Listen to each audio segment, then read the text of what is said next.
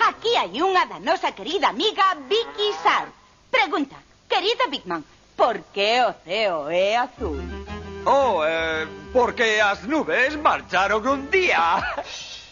É un farol. Ben, queridísima amiga Vicky Sharp, fixeches unha das preguntas que máis recibimos. Unha pregunta aguda! Por que o ceo é azul? O seguinte que tedes que entender é o espallamento. Sabedes, o ceo está cheo de moléculas de gas e doutras partículas pequenas, aínda que non as poidamos ver.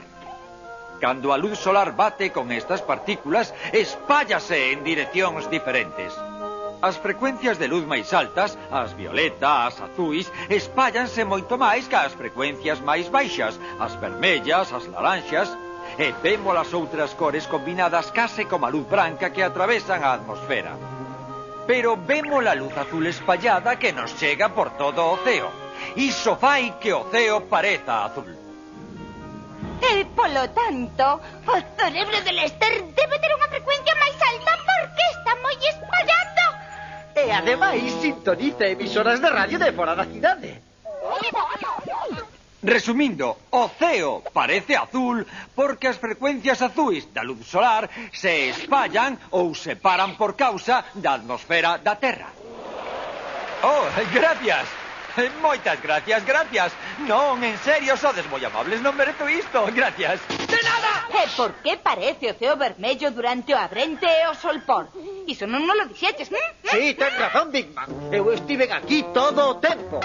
Ai, mantedesme a mente alerta.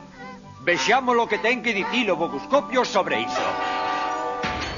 No medio do día, a luz solar brilla atravesando así a atmosfera da Terra. Pero cando o sol está preto do horizonte, a luz ten que atravesar moita máis atmosfera antes de chegar aos nosos ollos.